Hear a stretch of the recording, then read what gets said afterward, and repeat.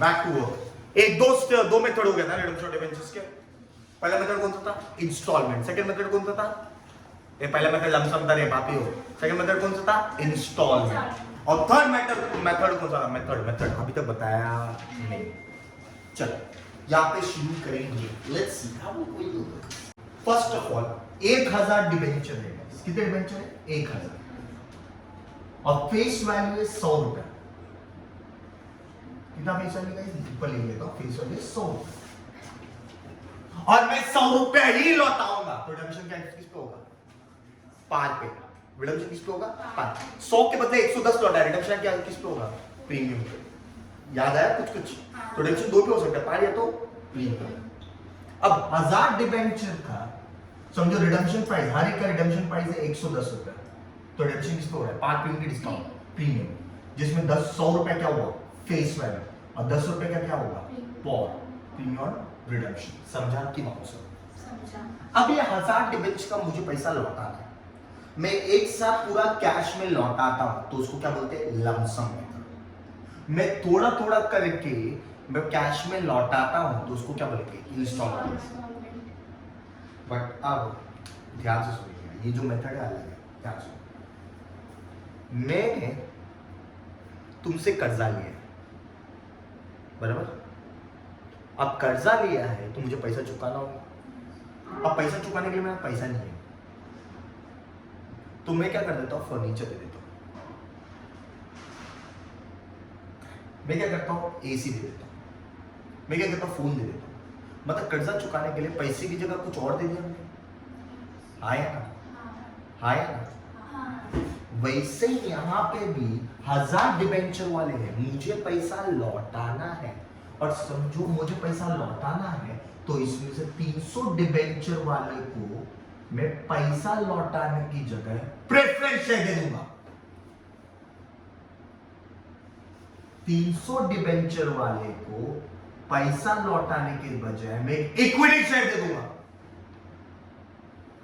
और 300 डिबेंचर वाले को पैसा लौटाने के लिए नया डिबेंचर दे दूंगा।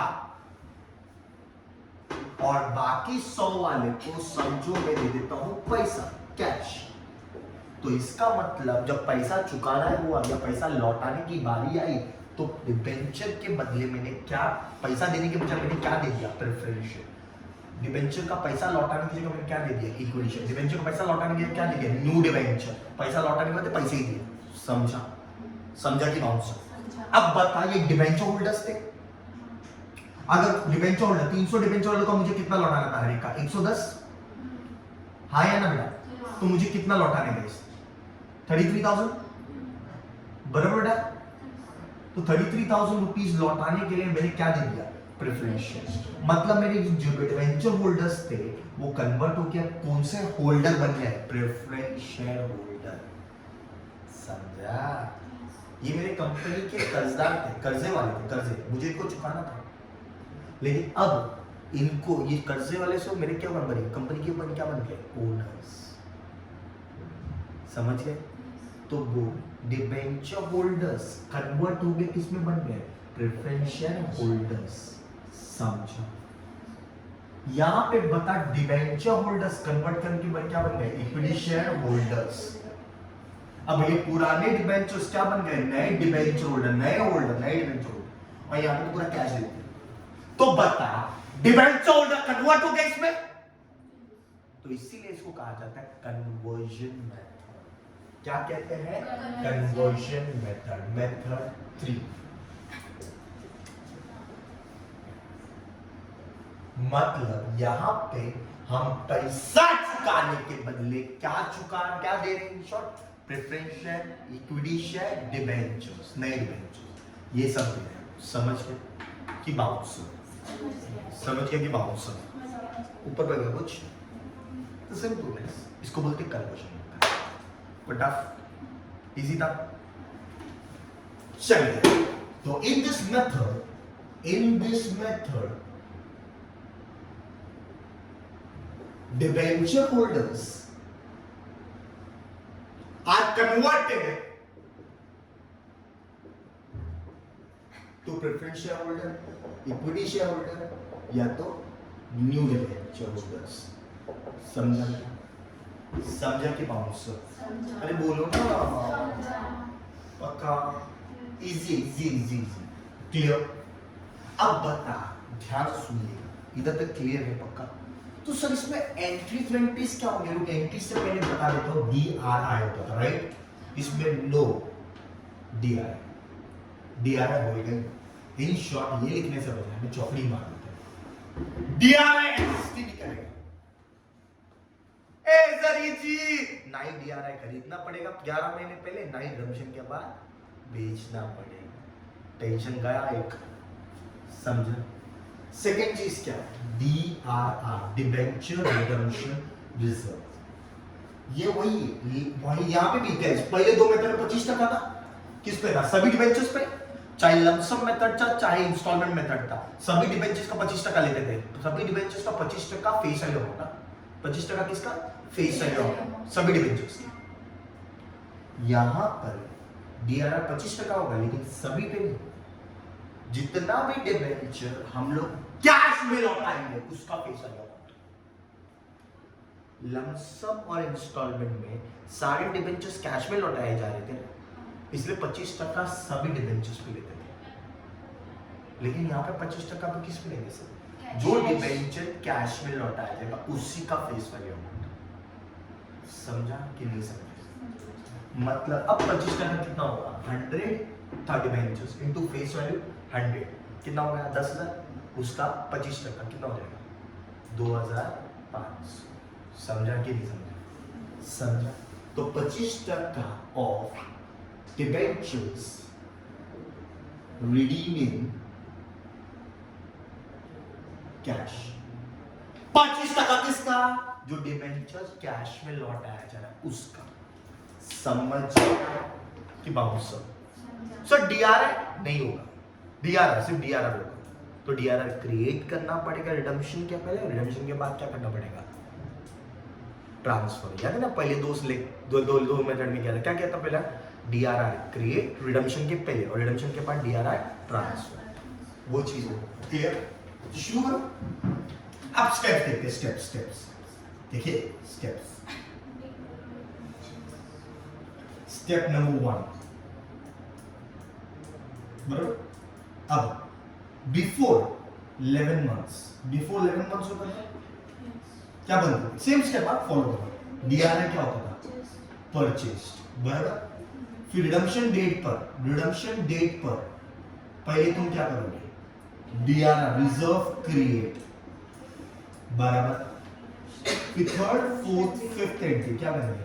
रिडम्पशन ड्यू रीपेमेंट और रिटर्न ऑफ, बराबर। फिर इसके बाद सिक्स्थ DRI सोल्ड, फिर DRI ट्रांसफर, बराबर। अब तुमको बता दो DRI है नहीं तो ये एंट्री और ये एंट्री आएगी नहीं। समझा कि बाउंसर? DRI वाली दोनों एंट्री नहीं है। क्लियर? मैं बोलो ना पक्का। लेकिन इसमें फिफ्थ, इसमें से एक साथ का एंट्री सेम रहेगा, सिर्फ एक का एंट्री चेंज हो रहा है, रीपेमेंट। बता रीपेमेंट का एंट्री क्या होता है? Debenture holder to bank, debenture holder to इधर डिबेंचर होल्डर टू बैंक की जगह हम पैसे की जगह क्या दे रहे? Preference share, equity share, debenture दे रहे, आया ना? तो इधर लिखेंगे टू प्रेफरेंस शेयर कैपिटल या इक्विटी शेयर कैपिटल या नया डिबेंचर्स, या तो कैश में दिया तो बैंक। समझा? हम लोग क्या लिखते थे? डिबेंचर होल्डर टू बैंक की जगह ये तीन चीज भी आ गया। क्यों? तो ये भी तो दे रहे, पैसे की जगह ये सारी चीज दे रहे। समझा? नहीं समझा? अब इसके सामने हमेशा फेस वैल्यू। क्यों? क्योंकि जब हम ये प्रेफरेंस शेयर देंगे, इशू करेंगे, तो इशू कितने पे हो सकता है? Par premium discount. इशू मालूम है? इशू नहीं मालूम? जब हम शेयर इशू करते हैं तो शेयर किस पे इशू हो सकता है? Par premium. समझो ये प्रेफरेंस शेयर की एक की कीमत है 10 रुपए और मुझे लौटाना कितना है? 33,000 रुपए, बराबर। एक की कीमत 10 रुपए, लेकिन मैं जो प्रेफरेंस शेयर दूंगा तो मैं दे रहा हूं समझो 11 रुपए में। और डिबेंचर किस पे इशू हुआ? पार प्रीमियम के डिस्काउंट, सॉरी प्रेफरेंस शेयर किस पे इशू हुआ? Par premium discount, premium. नहीं मालूम तुमको इशू का मतलब? तुम लोगों को बेसिक्स भी नहीं क्लियर था। चलो ये करने से पहले एक और चीज बता देता हूं, ये थोड़ा बाद में लगता है। यहाँ पे सुनो, जब भी हम शेयर इशू करते हैं, इशू ऑफ शेयर्स, अभी थोड़ी देर के लिए बाजू में रखो, शेयर इशू करेंगे, डिबेंचर इशू करेंगे। इशू करना मतलब पैसा लेना, लौटाना नहीं, पैसा लेना। स्टार्टिंग में 2005 में हमने शेयर इशू किया, मतलब लोगों से पैसा ले रहे, और लोगों से जब पैसा लेंगे तो हो सकता है एक शेयर की फेस वैल्यू 10 रुपए और तुम 10 ही रुपया लो, तो इसको बोलते हैं इशू प्राइस। क्या बोलते हैं? बोल ज्यादा ले रहा हो कि कम ले रहा हो? इक्वल ले रहा हो तो उसको बोलते हैं share return, sorry share issued at par. Share किसने पे इशू हुआ? पार। इशू करना मतलब पैसा लेना। मैं तुम लोग से कितना पैसा ले रहा हूं? 10 के बदले 10 ही ले रहा हूं, समझो कि बाउंसर। अभी ये बताओ, फेस वैल्यू 10 और मैं तुमसे लेता हूं समझो 12 रुपए। बोल ज्यादा ले रहा हूं कि कम ले रहा हूं? कितना ज्यादा ले रहा हूं? 2 रुपए। तो 2 रुपए को बोलो सिक्योर्स प्रीमियम ले, सिक्योर्स पे पॉन, क्योंकि ये पैसा लौटा रहे हैं, ले रहे एक्स्ट्रा। इधर एक्स्ट्रा क्या कर रहे हैं? लौटा रहे हैं। इधर एक्स्ट्रा ले रहे हैं। फर्क समझ रहे हो? तो गाइस 10 रुपए फेस वैल्यू, 2 रुपए सिक्योर्स पे। तो इशू रेट क्या है? प्रीमियम। इशू रेट क्या है? और 10 रुपए फेस वैल्यू है, और तुमसे गाइस समझो 9 ले लिया, 9 लिया, तो बोलो इशू रेट क्या बोलेंगे? Issue rate what? Discount. Issue rate what? Discount. Issue rate what? Discount. जिसमें 1 रुपए क्या हुआ? डिस्काउंट। और 10 रुपए क्या हुआ? फेस वैल्यू माइनस हो गया। समझ गया कि बाउंस है? ऊपर पे क्या कुछ? तो इशू करना मतलब पैसा लेना। अब यहाँ पे बता, मैं प्रेफरेंस इशू, इधर तो मेरे पास ऑलरेडी सामने वाले का पैसा है, तो मैं लूंगा तो नहीं। 33,000 तुम लोग का मेरे पास पड़ा हुआ है, तो मैं क्या करूँगा? तुमको प्रेफरेंस इशू कर दूंगा। क्या तुमसे पैसा लूंगा? नहीं, ऑलरेडी तुम्हारा पैसा मेरे पास पड़ा हुआ है। समझा कि नहीं समझा? और वो इशू किस पे भी हो सकता है? पार प्रीमियम या तो डिस्काउंट। मतलब 33,000 शेयर, 33,000 रुपए के बदले मैं तुमसे 10 रुपए ले सकता हूँ, या तो 11 ले सकता हूँ, या तो 9 ले सकता हूँ। समझा कि नहीं समझा? 33,000 रुपए चुकाने के बदले हर एक शेयर के पीछे, हर एक प्रेफरेंस शेयर के पीछे मैं 10 रुपए ले सकता हूँ, 11 रुपए ले सकता हूँ, तो 9 रुपए ले सकता हूँ, और लूंगा नहीं क्योंकि ऑलरेडी तुम्हारा पैसा मेरे पास पड़ा हुआ। समझा कि नहीं समझा? ऊपर पे क्या कुछ? पक्का? पक्का समझा ना गाइस? तो यही तो है यहाँ पर, क्योंकि जब इशू होगा तो सेकंड स्प्रिंग या तो डिस्काउंट, दोनों में से एक चीज आ सकता है। एसपी हुआ तो एसपी क्रेडिट हो जाएगा, डिस्काउंट है तो डिस्काउंट डेबिट हो जाएगा। समझ गया कि नहीं समझ? तो रीपेमेंट का एंट्री क्या है? डिबेंचर होल्डर तो प्रेफरेंस शेयर, इक्विटी शेयर या न्यू डिबेंचर तो बैक, इनके सामने हमेशा फेस वैल्यू मैंने लिखा है। डिबेंचर होल्डर के सामने रिडम्पशन अमाउंट, क्या बोलेंगे? Redemption amount. एसपी और एसपी क्रेडिट, डिस्काउंट और डिस्काउंट डेबिट। समझ गया कि नहीं? हाँ या ना? पक्का गाइस? ऊपर बढ़ गया कुछ? अब एक चीज बता, मुझे तुम्हें 5,000 रुपए चुकाना है, 5,000 रुपए चुकाना है, और मैं तुमको पैसा नहीं दूंगा, बट मेरे पास ये स्केच है जिसकी एक एक की कीमत 50 रुपए है। एक एक की कीमत कितनी है? 50। तो मैं क्या करूंगा? पैसा दे दीजिएगा, ये स्केच दे दूंगा। तो बता मैं कितने स्केच तुमको दूंगा? लॉजिक समझ। मुझे कितना लौटाना है तुमको? 50,000। मेरे पास पैसा नहीं है, सॉरी 50 नहीं, 5,000। मेरे पास पैसा नहीं है, मेरे पास पैसा, मुझे कितना चुकाना है? 5,000 रुपए चुकाना है, मेरे पास पैसा नहीं है, लेकिन मेरे पास स्केच है, जिस स्केच की एक की कीमत है 50 रुपए, तो मैं स्केच दे दूंगा। तो बोलो कि ये तो एक स्केच की कीमत है, मैं इश्यू प्राइस बोल सकता हूँ? यस। कितने स्केच में तुमको दूंगा 5,000 रुपए चुकाने के लिए? बोलो।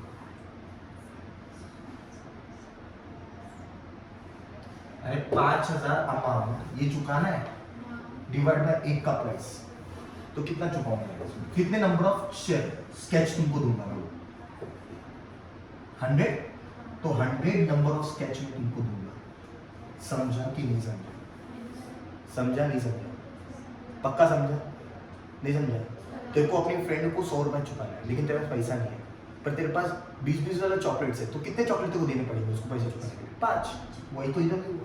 मुझे 5000 रुपए चुकाना है, मेरे पास पैसा नहीं है, लेकिन स्केच है, और एक स्केच की कीमत 50 रुपए है, तो कितना स्केच दूंगा मैं? 100 स्केच। समझ गया? इधर भी ऐसे ही हुआ है, इधर भी ऐसा हुआ। बोल मुझे चुकाना है कितना? 33,000 रुपए, पर मेरे पास पैसा नहीं है, पर मेरे पास क्या प्रेफरेंस शेयर, तो मैं प्रेफरेंस शेयर देगा, लेकिन एक प्रेफरेंस शेयर की कीमत 11 रुपए है। एक प्रेफरेंस शेयर की कीमत कितनी है? तो कितने नंबर ऑफ प्रेफरेंस शेयर दूंगा? तो 33,000 रुपए चुकाना है, एक प्रेफरेंस शेयर 11 रुपए का है, तो कितना दूंगा? 1 जा 3 जा 3000 नंबर ऑफ प्रेफरेंस शेयर दूंगा। समझिए लॉजिक कि नहीं समझे? सेम अभी कुछ देर पहले जो किया। कोई डाउट गाइस? पक्का ना बेटा? हाँ या ना? वेरी गुड, ये इंपॉर्टेंट चीज है। तो इसका मतलब अब हमने सीखा गाइस, अगर तुमको नंबर ऑफ इक्विटी शेयर या शेयर्स, इक्विटी प्रेफरेंस कोई या डिबेंचर्स इशूड जानने हैं, तो आपको क्या करना होगा? रिडम्पशन अमाउंट 33,000 जितना लौटाना है, right, divide by issue price. ये कोई फॉर्मूला नहीं है, ये कंसेप्ट अभी बताया था ना, 33,000 डिवाइड बाय 11। नहीं समझा? वही है, समझा? कोई डाउट? बस हो गया, कन्वर्जन खत्म, बिल्कुल फिर समझो नल्ला है कन्वर्जन। चलिए question 7। Hindustan private limited has issued 5,012% debentures of 100 each. बता कितने नंबर ऑफ डिबेंचर्स है? 5,000 और 12% डिबेंचर है, यस, ऑफ 100 ईच। 100 क्या है बेटा? Face value. समझा? Redeemable on 31/12/2013 at par. Redemption किस पे हुआ? एट तो जितना फेस वैल्यू है उतना ही रिडम्पशन प्राइस है, यस और नो? तो रिडम्पशन किस पे हुआ है? पार पे। कोई पॉर वॉर आएगा? नहीं। मतलब पॉर रिटर्न ऑफ केएनटी भी उड़ने वाली है, बराबर? पॉर ही नहीं ना गाइस? आगे समझा तुमको बेटा? पक्का? आगे अब the company offered 3 option to the debenture holder as follows. Number of debentures कितने हैं? 5,000, बराबर। और ये 5,000 डिबेंचर वालों को 3 ऑप्शन दिए गए। 3 बोलता है, पहला ऑप्शन 14% प्रेफरेंस शेयर ले लो, 10 रुपए का एक। 10 रुपए क्या हुआ? Face value. अंडरलाइन को 10 रुपए, ऊपर लिखो face value F at ₹12। Underline करो 12। 12 क्या हो गया? Issue price. आईपी लिख दो। समझा कि नहीं समझा? मतलब गाइस पैसा, रिडम्पशन वालों का पैसा, सॉरी डिबेंचर वालों का पैसा चुकाने के लिए हम क्या इशू करेंगे? प्रेफरेंस शेयर, जिसकी एक की फेस वैल्यू 10 से इशू कर रहे हैं 12। समझा नहीं समझा? 15% debenture shares of ₹100 each at par. और 15 का डिबेंचर गाइस, या तो सेकंड ऑप्शन डिबेंचर 100 रुपए का एक एट पार। एट पार मतलब इशू प्राइस भी क्या होगा? 100। अंडरलाइन को एट पार, ऊपर लिख दो आईपी इज 100। तो अभी तक 2 ऑप्शन पता चल गया। बोलता है या तो 14% प्रेफरेंस शेयर लो, जिसका एक का फेस वैल्यू 110 है और इशू हो रहा है 12 में, या तो दूसरा ऑप्शन 15% डिबेंचर ले लो, जिसका एक का फेस वैल्यू 100 और इशू प्राइस भी क्या है? 100। समझा कि नहीं समझा? समझा? ये 5,000 डिबेंचर वालों को 2 ऑप्शन दे दिए गए। 2 ऑप्शन, या तो ये ले लो या तो ये ले लो, या तो थर्ड ऑप्शन रिडम्पशन कैश, या तो कैश। तो 5,000 डिबेंचर वालों को 3 ऑप्शन दे दिए। भाई साहब चाहिए तो प्रेफरेंस ले लो, चाहिए तो नया डिबेंचर ले लो। 15% डिबेंचर मतलब नया डिबेंचर, न्यू डिबेंचर ले लो, या तो कैश ले लो। अब ये 5,000 डिबेंचर वालों का खेल बनता है, इनका मर्जी बनता है क्या लेना है, हाँ या ना? मैं तुम लोग को ऑप्शन दे दिया भाई, ये 3 ऑप्शन है, कौन सा चीज? तो अब देख उन लोग ने क्या चुना, लेट्स सी ऑप्शन वो एक्सेप्टेड एज एन 5000 में से option 1 by holder of 1500 debentures, मतलब 5000 में से 1500 डिबेंचर वालों ने कौन सा ऑप्शन चूज किया, 14% प्रेफरेंशियल। समझा ऑप्शन 1? कोई डाउट? कोई doubt guys? Option 2 by holder of 1500 debenture, option 2 जो 15% न्यू डिबेंचर, वो कितने लोगों ने लिया, 1500 डिबेंचर्स। और ऑप्शन 3 मतलब cash taken by whom, 2000 debentures. तो समझ में आ गया, 5000 डिबेंचर होल्डर में से 1500 डिबेंचर वाले क्या ले रहे हैं, प्रेफरेंशियल। 1500 डिबेंचर वाले क्या ले रहे हैं, नया डिबेंचर, और बाकी 2000 डिबेंचर वाले क्या ले रहे हैं, कैश। लॉजिक सब समझ गया? यस और नो? अब मेरे को पता है, मैं ओरली पूछता हूं, 1500 डिबेंचर है, एक का रिडम्पशन प्राइस क्या है, रिडम्पशन प्राइस 100 रुपए है, मतलब जब हम लौटाएंगे तो कितना लौटाएंगे, 1.5 लाख रुपए। और ये 1.5 लाख रुपए लौटाने के लिए मैं क्या इशू कर रहा हूं, प्रेफरेंशियल। समझ गए? और कितने में गाइस, 12 में। लेकिन एक प्रेफरेंशियल तो 12 में, लेकिन ये पता चला कितने नंबर ऑफ प्रेफरेंशियल देने वाले, नहीं, वो ढूंढना पड़ेगा। जैसे बताया था ना, तुझे 1000 रुपए चुकाना है, लेकिन इसके पास डेयरी मिल्क है 100 रुपए का, तो कितना डेयरी मिल्क देगी देखो, 10 नंबर्स को पता चल गया क्या, इतने नंबर्स अभी तक पता चला नहीं, निकाल सकते क्या, redemption amount divide by issue price, formula बताया ना, समझा कि बाउंसर ऊपर पे गया कुछ क्लियर, डोंट वरी वो हम लोग सम में कर लेंगे, क्लियर ना बेटा, क्लियर, वैसे ही यहां पे वैसे ही वहां पे, चलो शुरू करते, लेट्स जो लेंगे क्या डेट, पत्ती कुटे, बेशक वो पत्ती कुटे नहीं पर्टिकुलर है, एलएफ डेबिट क्रेडिट, जर्नल बोले किसकी बुक में, हम लोग बुक्स ऑफ हिंदुस्तान, शुरू बोलो। सबसे पहले एंट्री क्या है, डीआर है, होने वाले इस मेथड में डीआर है क्या, है क्या, नहीं, तो ये है। Next DR create, DR create की एंट्री क्या बोलो, पीएनएल टू डीआर, अरे बोलो क्या एंट्री देख के बोलो, नहीं आता तो पीएनएल टू डीआर बराबर। सर अमाउंट कितना बोला है, 25% ऑफ, बोल फुल फेस वैल्यू अमाउंट कि जो डिबेंचर रिडीम हुआ है कैश में वही, सभी डिबेंचर के फेस वैल्यू अमाउंट पे 25% निकालो कि जो कैश में रिडीम हुआ वही डिबेंचर है, कैश में रिडीम कितना हुआ है 2000, तो 2000 डिबेंचर पे ही निकलेगा, 2000 डिबेंचर इनटू फेस वैल्यू कितना 100, तो कितना हुआ 2 लाख, 2 लाख का 25%, 50,000, बड़े इधर 50,000, 50,000, समझ गए बेटा कि नहीं समझे, बीइंग डीआरआर क्रिएटेड, शमिल बोलो ना। नेक्स्ट आगे बोलो, हो गया गाइस। नेक्स्ट उसके बाद क्या आता है, रिडम्पशन ड्यू, रिडम्पशन ड्यू का एक पता क्या, debenture account debit for account debit to debenture holder, बता कितना परसेंट डिबेंचर है, 12% का debenture for account debit to debenture holder, क्या फॉर है इसमें, नहीं, तो सीधा क्या लिखेंगे, टू डिबेंचर होल्डर।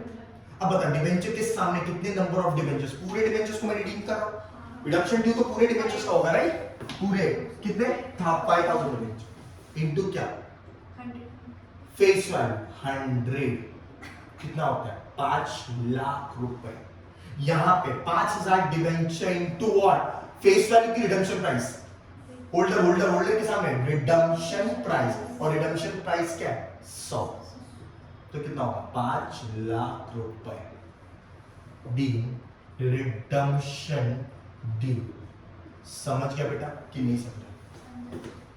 अब नेक्स्ट क्या है, रीपेमेंट, और इस मेथड में रीपेमेंट का एंट्री चेंज हो गया, बोल क्या था, डिबेंचर होल्डर टू बैंक हुआ करता था, अब इस मेथड में चेंज हो चुका है, debenture holder to equity share, preferential share, to नए डिबेंचर टू कैश, इनके सामने फेस वैल्यू, एसपी हुआ तो एसपी क्रेडिट, डिस्काउंट हुआ तो डिस्काउंट डेबिट, याद आया कुछ कुछ, चलिए यहाँ पे बताइए, चलो पहला एक एक करके, अब रीपेमेंट है इस तीन वे में रीपे कर रहा हूँ, प्रेफरेंस शेयर भी दे रहा हूँ, नए डिबेंचर भी दे रहा हूँ, कैश भी दे रहा हूँ, बराबर तो ये तीनों का मेरे को अलग अलग एंट्री मानना पड़ेगा, वरना एक साथ जंबल हो जाएगा। तो तीनों का पहला इसमें बोल रीपे पहले मैं कितने डिबेंचर्स को बताऊं? 1500। कितने डिबेंचर्स को? 1500। तो एंट्री क्या होगा? डिबेंचर होल्डर टू, ध्यान से देखिएगा, टू इक्विटी शेयर आएगा, पर पहले मैं इसको कंप्लीट करेंगे। डिबेंचर होल्डर कितने नंबर ऑफ डिबेंचर? 1500। और होल्डर के सामने फेस वैल्यू की रिडम्पशन प्राइस, बोलो कई बार हो चुका, होल्डर के सामने फेस वैल्यू की redemption price, redemption price. Debenture के सामने फेस वैल्यू, होल्डर के सामने रिडम्पशन प्राइस। रिडम्पशन प्राइस कितना है? जाके ऊपर देख, 100 रुपए। तो 1.5 लाख रुपया बनता है, मतलब चुकाना मुझे कितना है? 1.5 लाख। और 1.5 लाख चुकाने के लिए मैं क्या इश्यू कर रहा हूं? Preference share. अरे बराबर। और प्रेफरेंस शेयर क्या रहेगा? 14% प्रेफरेंस शेयर। और ये प्रेफरेंस शेयर पार पे इशू कर रहा है, प्रीमियम पे इशू हो रहा है कि डिस्काउंट पे? प्रीमियम, जिसमें 10 रुपया फेस वैल्यू हो गया, 2 रुपया क्या? Security premium. बोल सिक्योरिटी प्रीमियम आ रहा है तो वो क्या हो जाएगा? क्रेडिट। तो अब देख, dash number of preference share, कितने number of preference share issue कर रहे हैं? नहीं मालूम, इनटू फेस वैल्यू 10। एसपी के सामने dash number of share preference share into SP कितना? 2। इसका मतलब 1.5 लाख रुपया चुकाने के लिए एक प्रेफरेंस शेयर हम 12 रुपए में दे रहे हैं, ये तो क्लियर हो गया है। लेकिन कितने नंबर ऑफ प्रेफरेंस शेयर दे रहे हो पता चला अभी तक? तो वो करने के लिए क्या करेंगे? Formula, redemption amount divide by issue price. याद है? Redemption amount divide by issue price. Redemption amount ये है और इशू प्राइस कितना है? 12। तो बोल कितना होता है? कितना होता है? 1250 डिबेंचर्स, सॉरी प्रेफरेंस, 1250 प्रेफरेंस। अभी 1250 समझ गए बेटा? मतलब 1.5 लाख को चुकाने के लिए मैं 1250 प्रेफरेंस इशू कर रहा हूं। तो 1250 इंटू 2, ये तो हो जाएगा 2500, और 1250 इंटू 10 12500। 12500 नहीं होगा ये बेटा, ये अमाउंट रॉन्ग है। 1250 नहीं है, 12500 है। तो ये 1,25,000 होगा, ये 25,000 होगा, ये 12,500 बेटा, कैलकुलेशन मिस्टेक होगा। 12,500 समझ गया बेटा कि 5200? समझ में आ गया बेटा? अच्छी तरह क्लियर हो गया, दिमाग में घुस गया ये? इजी था बेटा, लॉजिक समझा? चल नेक्स्ट, अब इसको दे दिया, अब नेक्स्ट इसकी बात। चल 1500 डिबेंचर वालों को क्या दे रहा हूं? नया डिबेंचर। तो एंट्री क्या है? वही डिबेंचर होल्डर टू नया डिबेंचर। पहले डिबेंचर होल्डर लिखूंगा पूरा। कितने डिबेंचर है डिबेंचर होल्डर में? 1500 इनटू क्या? Redemption price. रिडम्पशन प्राइस क्या है? 100 बेटा रिडम्पशन। तो बोलो कितना हो गया? 1.5 लाख। इसका मतलब 1.5 लाख रुपए चुकाने के लिए मैं क्या इशू कर रहा हूं? नया 15% डिबेंचर। समझा? और कितने में इशू कर रहा हूं? पार पे, प्रीमियम पे कि डिस्काउंट पे? पार पे। तो कोई एसपी आएगा? नहीं। कोई डिस्काउंट आएगा? नहीं। तो तू 15% न्यू डिबेंचर और dash number of new debenture, नए डिबेंचर कितने नहीं पता, न्यू डिबेंचर कितने हैं नहीं पता, इनटू रुपीस। बोलो डिबेंचर के सामने हमेशा फेस वैल्यू कितना है? 100। बोल 1.5 लाख रुपए चुकाने के लिए कितने नंबर ऑफ नए डिबेंचर में इशू करो पता है? नहीं। लेकिन ये जरूर पता है एक डिबेंचर कितने में इशू करो? 100 रुपए। तो नंबर ऑफ डिबेंचर मिल जाएंगे। क्या करेंगे? Redemption amount divide by issue price. Redemption amount समझते हैं बेटा? तो 1.5 लाख रुपए डिवाइड बाय रिडम्पशन अमाउंट 100 कितना होता है? 1500 ही आता है। 1500 न्यू डिबेंचर, तो ये 1500 इधर लिख देंगे और 1500 इंटू 100 1.5 लाख। समझ में आ गया कि नहीं आया? नरेशन इधर भी लिखना, नरेशन इधर बीइंग रिपेमेंट। समझ गया बेटा? इजी के टफ? तो कभी भी रीपेमेंट के वक्त ये पहला लिख दो ताकि हमको रिडम्पशन अमाउंट मिल जाए, इजीली कर देंगे। अब नला नेक्स्ट क्या है? कैश। तो बोल रीपेमेंट कैश में करते हैं तो एंट्री सिंपल है गाइस। बोल क्या? डिबेंचर होल्डर टू बैंक, बराबर? डिबेंचर होल्डर के सामने कितने नंबर ऑफ डिबेंचर? बोल 2000 इनटू क्या? Redemption price. रिडम्पशन प्राइस क्या? 100। कितना होगा? 2 lakhs 2 lakhs 2 lakhs। B repayment made. समझा समझा की बाउंस हो. तो रीपेमेंट की 3 एंट्री होगी. नेक्स्ट क्या पॉर रिटर्न ऑफ. क्या पॉर है इस समय? तो ये एंट्री नहीं आएगी. नेक्स्ट डीआरआर तो है ही. फिर DRR transfer. DRR transfer entry क्या है? General DRR to general reserve. और डीआरआर कितना जाके चेक कर ले. 50. Being DRR transfer. समझिए इजी है कि टफ है? इजी है. इसको कन्वर्जन में लेकिन इसमें बेसिक्स ये समझना होगा. ये और वो इशू पार्ट पे हो रहा है फिल्म में. ये भी कंफर्मेशन अच्छे से लेना पड़ेगा. तो इधर ही मरोगे तुम पेशेंट में. टफ लगा?